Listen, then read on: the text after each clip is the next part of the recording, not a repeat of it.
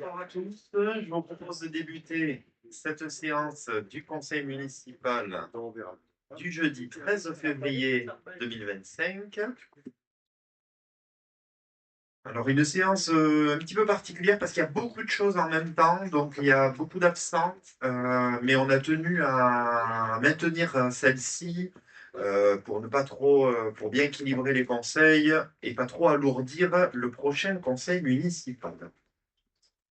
Donc, je vous propose de débuter avec l'appel et les présents. Donc, Julien Fichot présent, Laurence Gutiérrez. Présente. Gilles Pénoche, donc, a donné procuration à moi-même. Vanessa Moller a donné procuration à Laurence Gutiérrez. Philippe Pourteau. Présent.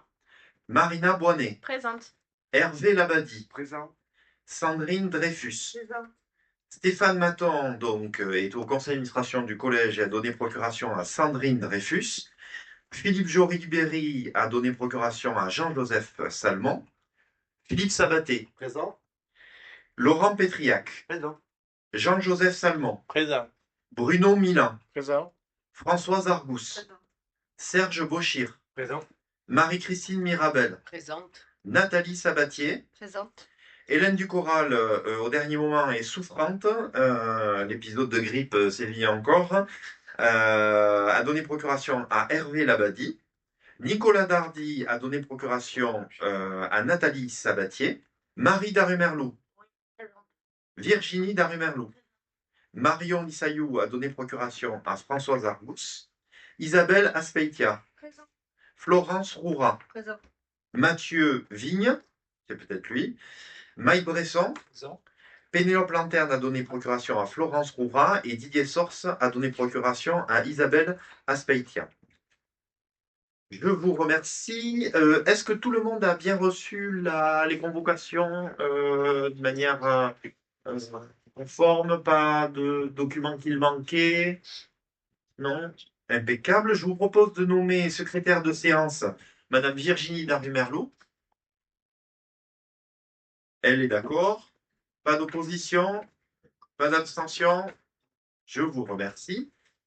Est-ce que tout le monde a bien reçu le PV du précédent conseil municipal du 10 décembre 2024? Est-ce qu'il y a des commentaires ou des rajouts, des questions sur ce PV? Non. Du coup, c'est parfait. On va pouvoir attaquer l'ordre du jour de ces 11 délibérations pour ce soir. Sans grand enjeu, et on ne va pas se mentir, hein, on a des délibérations à la fois administratives au niveau des acquisitions et après on a un peu sur tous les petits sujets de rentrée, on va dire. Je vais donner la parole sur l'inauguration d'ailleurs du CTM aura lieu dans 8 jours. Et on va reparler de ce centre technique communal et intercommunal avec Serge Bochir et a priori les derniers avenants sur ce bâtiment, Serge. Oui, bonsoir à toutes et à tous. Donc, a priori, comme dit Monsieur le maire, un dernier avenant sur le marché des travaux du centre technique communal intercommunal qui,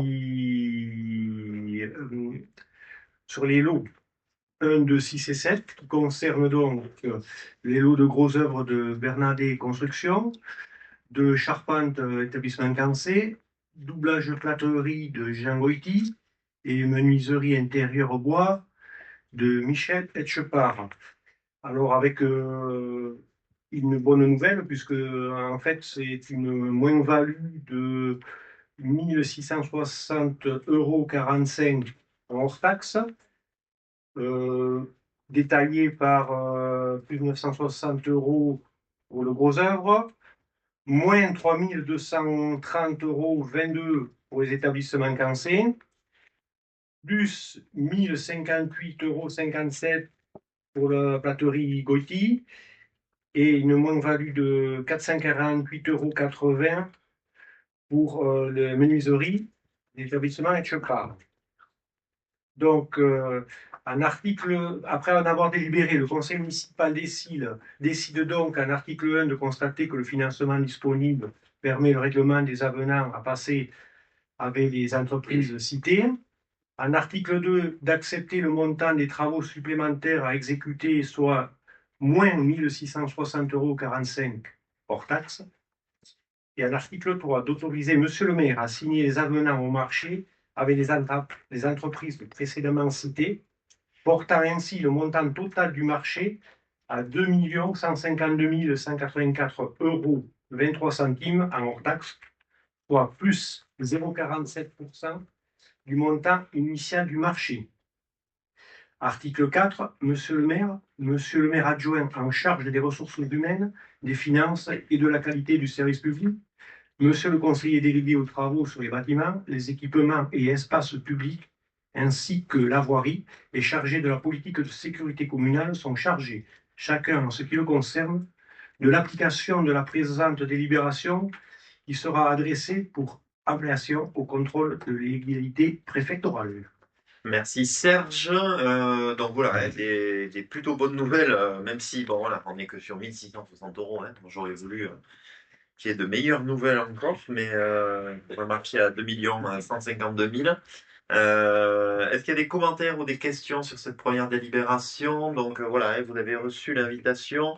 Je rappelle que les services techniques ont pris du coup leur place hein, dans ce nouveau bâtiment depuis le tout début du mois de décembre. On a livré officiellement le bâtiment le 19 novembre 2024 et donc tout se passe très bien avec des locaux vraiment qui nous permettent à la fois un inventaire qui se continue quand même un petit peu et une organisation beaucoup plus optimale. Je vous propose de passer au vote. Qui est contre? Qui s'abstient? Je vous remercie. Unanimité pour cette première délibération. On va poursuivre du coup avec le sujet des acquisitions. Je vais laisser la parole à Laurent Pétriac, qui est membre de la commission urbanisme en l'absence de Gilles, avec une obligation annuelle qui est le tableau des cessions et des acquisitions pour la commune de 2024. Laurent Pétriac. Oui, donc je remplace Gilles qui est au Scott. Exactement, bureau du Scott, c'est ça. Donc la deuxième délibération de l'année 2025 donc, va porter sur le bilan des cessions et acquisitions de la commune en 2024.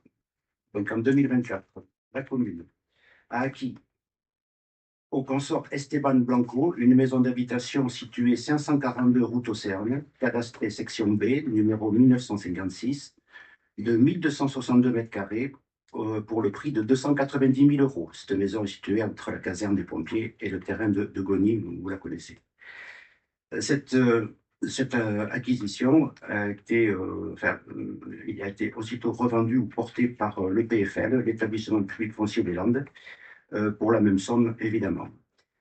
La commune a aussi acquis à la SCI Lerval des parcelles de terre au lieu du Dubourg, cadastré section B, numéro 226, 228, 229, 2177 et 2182, pour 1 hectare 88 par 57 centiares pour 14 000 €, les terrains situés à gauche, terrain agricole avant la rue. La commune a acquis aussi un terrain à bâtir situé lieu dit Maisonnave, à la SCV La Rive, cadastré donc ce terrain cadastré section AN numéro 405, d'une contenance de 1957 mètres carrés pour 300 000 €. Elle a vendu. La commune a aussi vendu à Habitat Sud-Atlantique un immeuble situé 63 et 101 rue de la Ruelle, cadastré section AN numéro 39, d'une contenance de 431 mètres carrés pour la somme de 100 000 €. Enfin, la commune a vendu des parcelles de terre situées chemin Passelou, à Sibly-Chantal, une contenance de 18 centiares pour 1 260 €. À Madame Panchika Garicoitz et Julien Bord, une parcelle de terre, donc chemin Passelou, de 334 mètres carrés pour 23 380 €. Et à Huguette Payog, une parcelle de terre située aussi, donc chemin Passelou, 231 mètres carrés pour 16 170 €. Donc, je vous demande d'adopter le bilan des cessions et des acquisitions pour cette année 2024. Monsieur le maire adjoint sont chargés, chacun en ce qui les concerne, adjoint à l'urbanisme, de l'application de la présente délibération qui sera adressée pour ampliation au contrôle de légalité préfectorale. Merci Laurent. Donc voilà, bon, tout ça a été déjà passé en conseil municipal, et c'est juste, on est bien d'accord, un bilan. Est-ce qu'il y a des questions ou des commentaires sur cette délibération? Je vous propose de passer au vote. Qui est contre? Qui s'abstient? Je vous remercie, et on va rester donc un peu sur ces sujets des acquisitions avec depuis les dernières voies vertes qui avaient été réalisées, au fur et à mesure des acquisitions de parcelles pour ce qu'on appelle les délaissés de voirie. Alors j'en profite pour le dire, hein, ces actes-là ont deux contraintes. Vous allez le voir et vous l'avez peut-être déjà vu, c'est des actes pour des montants très symboliques la plupart du temps. Et trouver un notaire pour passer des actes de ce type, c'est pas forcément toujours gagné. Puisqu'évidemment, faire des actes à 100 € ou à 50 €, ils se bousculent pas. Donc voilà, donc ça prend beaucoup de temps. Donc vous allez voir, on a trois délibérations, pardon, deux délibérations sur ces sujets. Trois, oui, c'est trois délibérations sur ces sujets. Et on va débuter avec la première délibération, Laurent, sur la route Océane. Oui, donc les délibérations 3, 4, 5, ça porte donc sur ces parcelles délaissées de voirie. Donc vous avez en PJ le plan cadastral.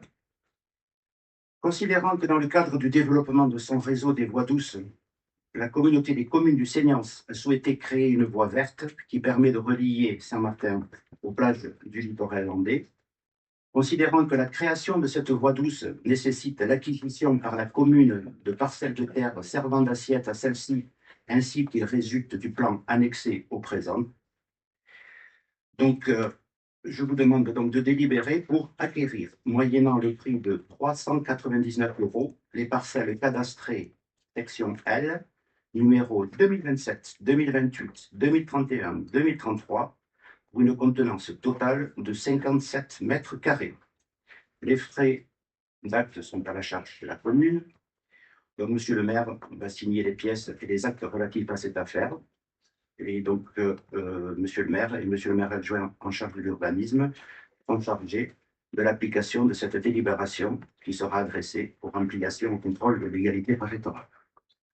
Je te remercie beaucoup, Laurent. Est-ce qu'il y a des commentaires ou des questions sur ces délaissés? Alors bon, peut-être qu'on peut aller plus vite sur les délibérations 4 et 5, hein, parce que c'est toujours le même sujet, c'est toujours lié à des voies vertes. Vous le savez, on va peut-être, et on peut en profiter, Laurent, peut-être tu l'évoqueras, mais vous vous rappelez qu'on avait voté en conseil municipal le 27 juillet 2021, et c'était une bonne chose, une grille de prix, du coup, qui font référence pour toutes les délibérations liées à ces acquisitions. Comme ça, au moins, les choses sont claires et limpides. Vous avez les grilles, je vous laisse les consulter. Je passe à l'acquisition 5. Non, non, on va d'abord voter la première. On va faire. Voilà. Donc, je vous propose donc, déjà pour ces 399 premiers euros, est-ce qu'il y a des votes contre, des abstentions? Unanimité, je vous remercie. Et on va passer maintenant, donc, chemin de Grandjean. Laurent, Donc, chemin de Grandjean. dans la page 8. Oui. Considérant donc que dans le cadre du développement de son réseau des voies douces, la commune de Saint-Martin et la communauté des communes du Seignance ont souhaité aménager le chemin de Grandjean et l'allée de Guitare. Considérant que la création de cette voie douce et cet aménagement maintenant terminé nécessite l'acquisition par la commune de parcelles de terre afin de régularisation foncière.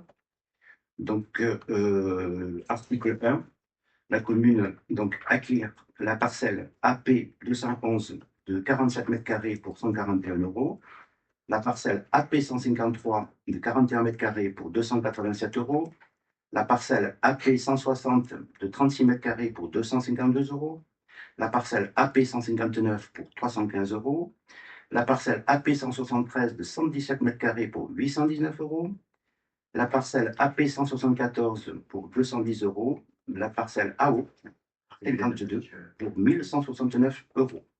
Les frais des actes sont à la charge de la commune. Merci Laurent. Est-ce qu'il y a des votes contre, des abstentions? Unanimité, je vous remercie et on va passer donc chemin de Chevalier. Le chemin de Chevalier, au quartier Maigre, au quartier Vidaugen, des jolies vues sur les Pyrénées. Il s'agit d'une régularisation d'une bande de terre de 167 mètres carrés, qui est un prix de 167 mètres, qui est la propriété de la famille Dubosc et qui enclave une maison qui est en cours de vente.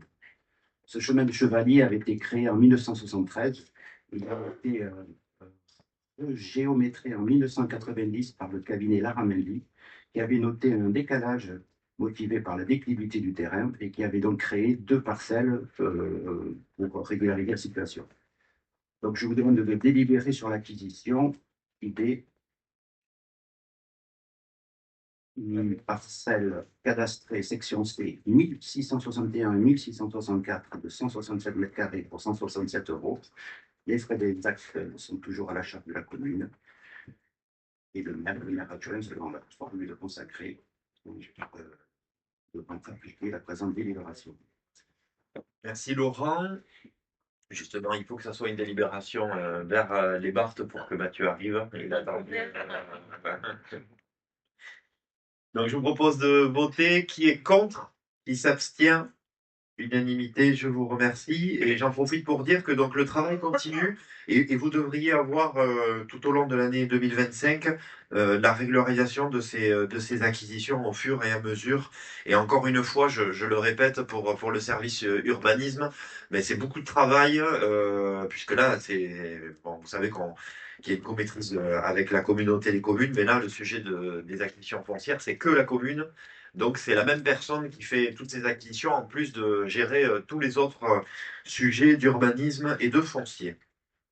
On va passer donc à notre traditionnel tableau des effectifs. Ça serait dommage sur le premier conseil de ne pas avoir un tableau des effectifs, Hervé l'a dit. Et donc, je laisse la parole à Hervé, l'adjoint aux finances, au RH et à la qualité du service public. Effectivement, on ne perd pas les bonnes habitudes. Donc, délibération numéro 6, il est nécessaire de prévoir la création de 4 postes pour tenir compte des modifications d'emploi suite au déroulement statutaire de carrière d'agent de notre collectivité. Il s'agit de 2 postes de rédacteur principal deuxième classe après réussite à l'examen professionnel pour l'un et avancement de grade pour l'autre. Un poste d'ADSEN principal de première classe à temps complet compte tenu de la modification de la durée hebdomadaire de travail de l'agent.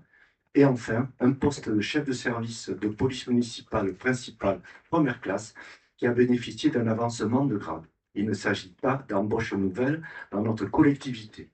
En conséquence, nous vous proposons de valider le nouveau tableau des effectifs qui fait apparaître un nombre de 169 effectifs budgétaires pour 120 postes pourvus, soit 106,04 effectifs à temps plein, et de charger Monsieur le maire de la bonne exécution de la présente délibération.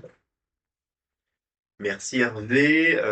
Donc voilà, pas d'embauche, c'est juste des réussites. Donc ben, on s'en félicite. Ça me permet aussi d'évoquer quand même un sujet qui prend de plus en plus d'épaisseur hein, auprès des collectivités. C'est la difficulté à la fois des recrutements et même de garder les agents dans les collectivités, dans les mairies, dans les communautés de communes, dans les départements, parce que ben, forcément avec les grilles indiciaires de salaire qui n'augmente pas forcément.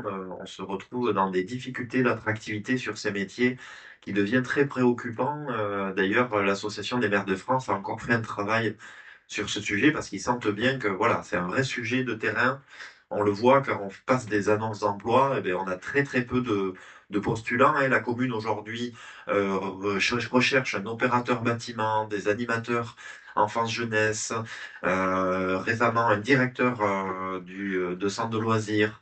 Et c'est vrai qu'on voit bien qu'on a des grilles de salaire qui sont en complet décalage avec la réalité du marché de l'emploi. Est-ce qu'il y a des questions sur ce tableau des effectifs, sur ces 4 postes? Non, je vous propose de voter qui est contre, qui s'abstient. Je vous remercie. On va redonner la parole à Serge Bauchir sur 2 sujets de solidarité, 2 sujets différents, bien différents, et le premier très malheureux. avec ce fameux cyclone Chido qui est passé donc sur un département français il y a quelques semaines à Mayotte. Et donc, pour cette 7e délibération, donc, je laisse la parole à Serge Bochir. Alors, vu le Code général des collectivités territoriales, vu l'urgence de la situation face au passage du cyclone Chido qui a dévasté l'île de Mayotte, considérant que l'AMF, en partenariat avec la Protection civile, la Croix-Rouge, France Urbaine, l'ANEL et l'UNCCAS, a appelé les communes et les intercommunalités à participer à la solidarité nationale pour soutenir la population de Mayotte, ses communes et ses élus. Considérant que le gouvernement et l'ensemble des associations agréées de sécurité civile sont bien évidemment mobilisés pour accompagner la population frappée par cet événement dramatique. Considérant que la commune est sensible au drame humain et aux dégâts matériels que cette catastrophe d'une ampleur exceptionnelle engendre, la commune de Saint-Martin-Seignances tient à apporter son soutien et sa solidarité à la population de Mayotte. Considérant qu'il est proposé au conseil municipal que la commune de Saint-Martin-Seignances contribue à soutenir les victimes du cyclone Chido à Mayotte, dans la mesure de ses capacités, en faisant un don d'un montant total de 1 000 euros, attribué comme suit: 500 euros à la protection civile, dont l'adresse sociale est à Pantin, et 500 euros à la Croix-Rouge, dont l'adresse sociale est à Paris. Après avoir délibéré, le conseil municipal décide, à article 1, d'approuver ce soutien à la population de Mayotte pour une aide globale de 1 000 euros, à verser comme suit: 500 euros à la protection civile et 500 euros à la Croix-Rouge. Article 2, d'habiliter Monsieur le maire à signer tout document relatif à l'exécution de la présente délibération. Article 3, de préciser que cette aide exceptionnelle est prévue au chapitre et articles correspondants dans le budget communal.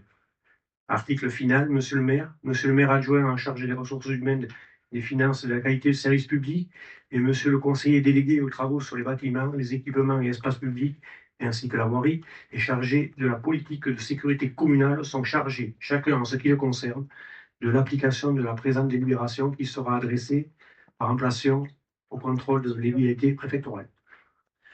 Merci Serge. Bon, voilà, sans surprise, beaucoup de collectivités de France se sont proposées à la fois pour de l'aide matérielle et ou financière quand c'était le cas. Je trouve que c'est important que notre conseil municipal, comme on l'a fait par le passé sur d'autres sujets, vienne en soutien de ces populations. Hein. Un département français aussi touché, ça n'est jamais arrivé en termes d'impact. Vous savez qu'aujourd'hui, on a même du mal à mesurer le nombre de décès au vu de la réalité du cadastre et la réalité d'urbanisme de ce département.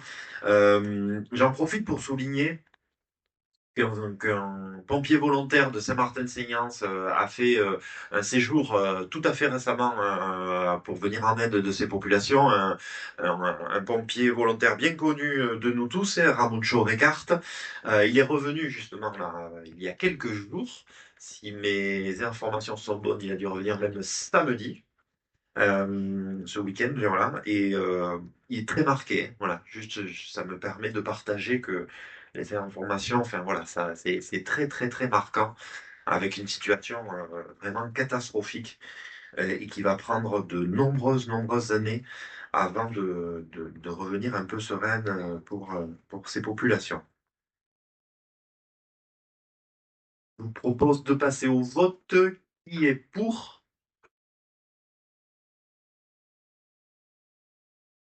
Donc, unanimité sur cette délibération importante.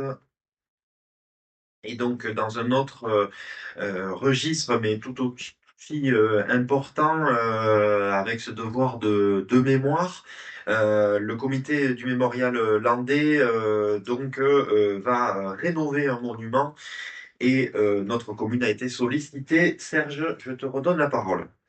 Vu le Code général des collectivités territoriales, vu la demande décrite en date du 19 décembre 2024 du comité du mémorial landais des morts pour la France en Afrique du Nord, considérant que le comité est en charge du mémorial regroupant le nom des 108 soldats morts lors de ce conflit, considérant que le monument ayant désormais 25 ans nécessite des travaux de réfection pour un montant de 9 100 euros, somme dont le comité ne dispose pas.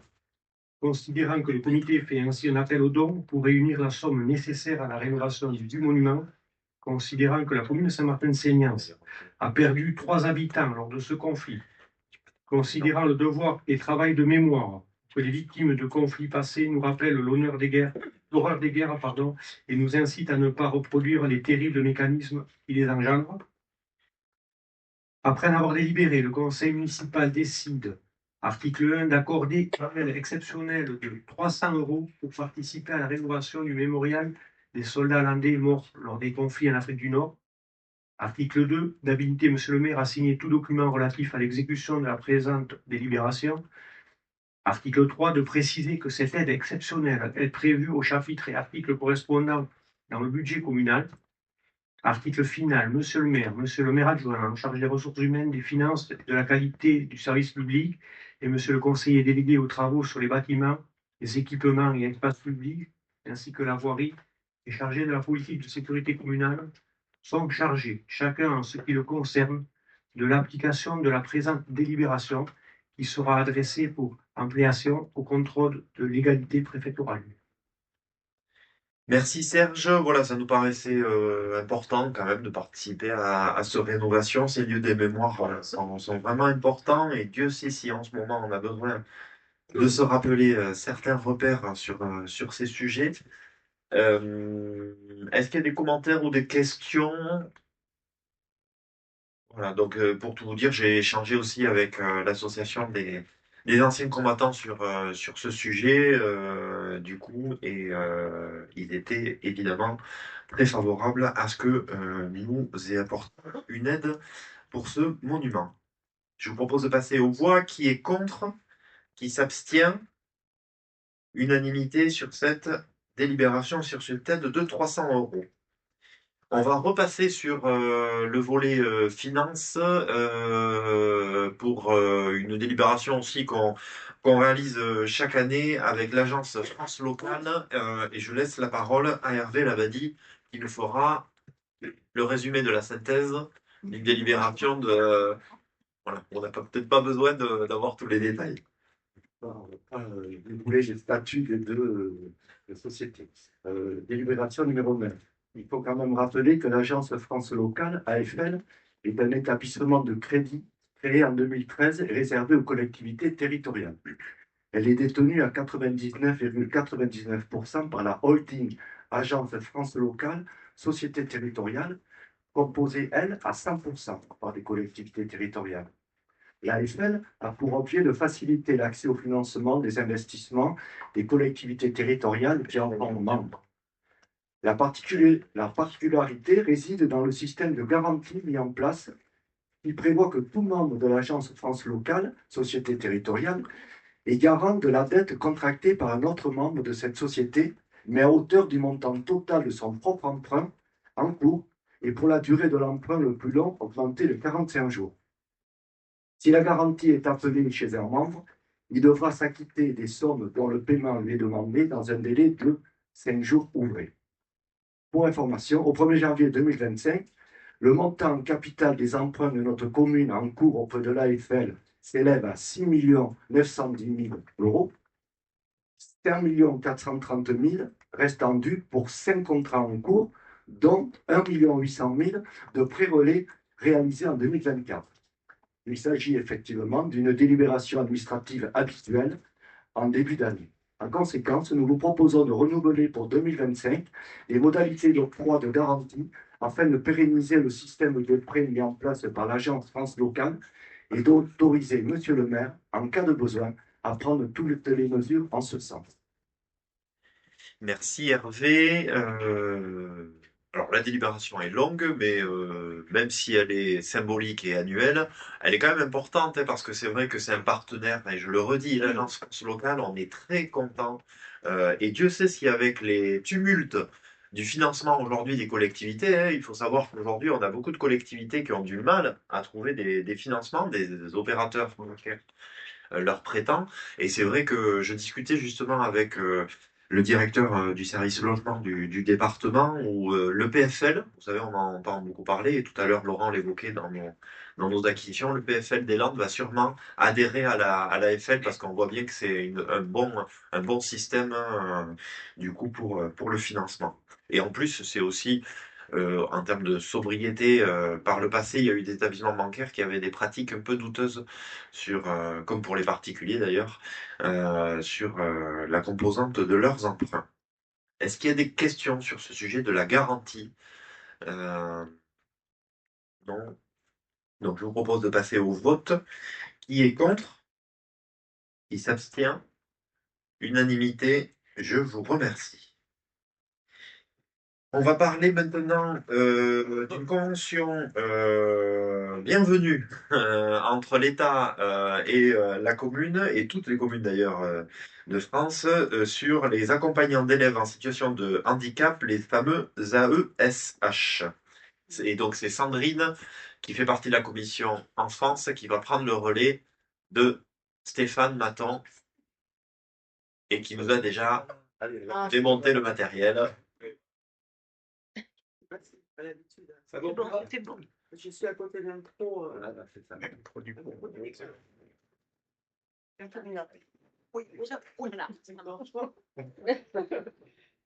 Donc, convention avec la direction académique des services de l'éducation nationale relative à l'intervention d'accompagnants d'élèves en situation de handicap, AESH, sur le temps de pause méridienne. La loi du 27 mai 2024 spécifie que l'État est désormais compétent pour prendre en charge financièrement les accompagnements d'élèves en situation de handicap, AESH, qui interviennent pendant le temps de pause méridienne, qui est un temps organisé par la commune. Les besoins particuliers de chaque élève sont analysés en tenant compte des éventuelles recommandations émises par la Maison départementale pour les personnes handicapées, MDPH, et de l'expertise des pôles inclusifs d'accompagnement localisés, PIAL, ou des pôles d'appui à la scolarité, PAS. Ces derniers évaluent les besoins en lien avec l'établissement scolaire, la collectivité et les parents de l'élève, étant précisé dans le bulletin officiel de l'Éducation nationale, de la jeunesse et des sports du 24 juillet 2024 que, sauf circonstances particulières, l'accompagnement humain sur le temps de la pause méridienne est majoritairement de type collectif. Afin de permettre la mise en place de ce dispositif, une convention entre la commune et la direction académique des services de l'éducation nationale doit être signée. Après en avoir délibéré, le conseil municipal décide, article 1, d'approuver les termes de la convention liant la commune à la direction des services départementaux de l'éducation nationale, dont le projet est annexé à la présente délibération. Article 2, d'autoriser Monsieur le maire ou son représentant à signer cette convention, ainsi que tout document s'y rattachant. Article final, Monsieur le maire et Monsieur le maire adjoint, en charge de la petite enfance, enfance et jeunesse, et des affaires scolaires, sont chargés, chacun en ce qui le concerne, de la bonne exécution de la présente délibération, qui sera transmise en ampliation à Monsieur le sous-préfet de l'arrondissement de Dax. Merci. Sandrine, bon voilà un sujet qui est un peu polémique, hein, on va pas mentir, hein, parce que justement il y a eu encore, pour ceux qui ont suivi l'actualité politique, il y a eu encore une intervention de Madame la ministre de l'Éducation sur ce sujet, je crois que c'était en début de semaine, je ne me rappelle plus quand, c'est une semaine dernière, parce qu'il y avait un sujet sur justement ce financement et peut-être l'État qui tardait un peu à signer ces conventions avec les communes. Et on se doute pourquoi. Je rappelle d'ailleurs que dans le décret, ils vont revenir jusqu'à septembre, hein, parce qu'on est aujourd'hui en février. Et d'ailleurs, l'une des questions qui a été posée à la ministre, c'est oui, mais très bien, ok, il y a une convention, mais le début d'année, enfin le début d'année scolaire. Donc, ils ont bien confirmé qu'il y avait un décret qui serait signé, qui visiblement était déjà signé, a-t-elle dit. Et pour préciser, sur la commune de Saint-Martin, pour les écoles primaires et élémentaires, c'est 3 AESH. Voilà, sur notre commune. Je vous propose de passer au vote. Qui est contre? Qui s'abstient? Unanimité sur ce sujet important du financement de ces accompagnants. Pour clôturer ce conseil ce soir, on va s'intéresser aux tarifs d'occupation du domaine public avec du coup notamment des comités consultatifs qui se sont déroulés en fin d'année 2024 et début d'année 2025. Je laisse la parole à Philippe Sabaté, adjoint à la vie économique, l'artisanat et les marchés. Et C'est déjà pas mal. C'est déjà pas mal. Non, donc, suite à la commission mixte finances et vie économique qui s'est tenue le 7 novembre 2024, à l'avis émis par le comité consultatif des usagers du 26 novembre 2024 et celui du comité consultatif du marché non sédentaire en date du 9 janvier 2025, considérant la nécessité de faire évoluer les tarifs du marché non sédentaire hebdomadaire, notamment pour tenir compte de l'inflation, de l'évolution du coût de la vie et de celle de l'énergie, il vous est proposé, article 1, d'abroger et remplacer la délibération numéro 11 de 2024. Article 2, d'approuver les nouveaux tarifs des emplacements sur le marché non sédentaire comme suit. Donc, vous avez le tableau, mais je vais juste le reprendre brièvement. Pour les occasionnels, c'est 1,90 € du tarif du mètre linéaire. Les abonnements mensuels, c'est 3,10 €. C'est le volant non abonné, 1,70 €. Donc, il vous est précisé, article 3, que les nouveaux tarifs entreront en vigueur au 1er mars 2025. Et article final, Monsieur le maire adjoint en charge des finances, des ressources humaines et de la qualité du service public, et Monsieur le conseiller délégué en charge de la vie économique, de l'artisanat et du commerce sont chargés, chacun en ce qui le concerne, de la bonne exécution de la présente délibération qui sera transmise pour remplacement à Monsieur le sous-préfet de l'arrondissement de Dax. merci Philippe. Est-ce qu'il y a des questions ou des commentaires? Non, sur ce marché, enfin en tout cas sur le domaine public, mais on va pas se mentir, c'est surtout le marché du samedi. Je sais pas après s'il y a d'autres occasions où on a, Philippe, t'en as en tête, à part le marché du samedi, il y a d'autres occasions sur le domaine public Alors, il y a les food trucks, mais c'est D'autres tarifs. dans les décisions qui ont été prises. Ouais, ok. Je vous propose de passer au vote. Qui est contre? Qui s'abstient? Je vous remercie pour cette 11e et dernière délibération. Alors justement, dans les décisions que j'ai prises sur délégation que vous m'avez octroyées, on en avait déjà parlé de toute manière en conseil et en commission, il y a eu évidemment les tarifs pour la restauration, l'enfance et la jeunesse pour cette année 2025. Et comme Philippe l'évoquait, il y a eu les tarifs du coup matériel, donc c'est les locations de salles. Oui, c'est ça. Les locations de salles, les parcelles des jardins familiaux, les emplacements divers. Par exemple, il y a le pizzaiolo du quartier neuf. Voilà. Voilà, il le met, Serge. Donc voilà, les salles, camiades, autres, les photocopies, parce qu'il y a encore quelques associations qui viennent en mairie faire des photocopies, les terrasses des commerces sur la plage de Rambon. Voilà. Et le 26 décembre 2024, d'ailleurs, il n'y a pas une erreur, c'est pas le 28 décembre, non, c'était le 26, le lendemain de Noël. On a signé le premier bail avec une des agricultrices du Moulin de l'Âne. Donc du coup, donc Pascal Sanglan, très heureux d'avoir signé ce premier bail. Du coup, Pascal Sanglan, Philippe, où il est Philippe Fourteau, qui fait des plantes médicinales. Des boissons fermentées, des kéfirs et boissons fermentées. Et les kéfirs, les poissons fermentés, grâce à ces plantes. Donc voilà pour les décisions. Vous dire aussi que vous avez reçu dans ce conseil municipal donc le rapport d'activité.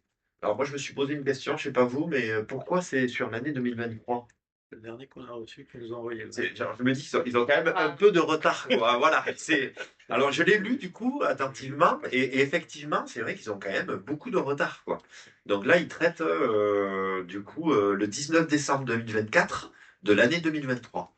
Voilà, donc j'avoue que c'est quand même un peu étonnant. Bon, c'est pas un énorme sujet pour nous, hein, on va pas se mentir. C'est toute la vallée de l'Adour. Nous au final il n'y a pas beaucoup de bois concernés. Je sais pas combien. Philippe, tu sais de tête? La superficie. Ouais. Au total, le syndicat, c'est 2600 Oui, hectares. mais nous 60. 60, Voilà, 60 hectares. Hein. Voilà.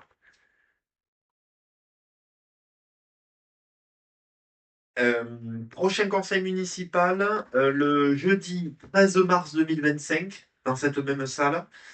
Et donc, pour ceux qui ne l'ont pas fait encore, je vous incite, n'oubliez pas de vous inscrire pour les inaugurations du CTM, pour ceux qui ne l'ont pas encore fait. Je vous remercie, inauguration où on aura la chance d'avoir Madame la préfète, Monsieur le sous-préfet, Monsieur le sénateur de présent. Je vous remercie. Passez une bonne soirée et je demande à mon groupe de rester pour continuer à travailler. Je vous remercie.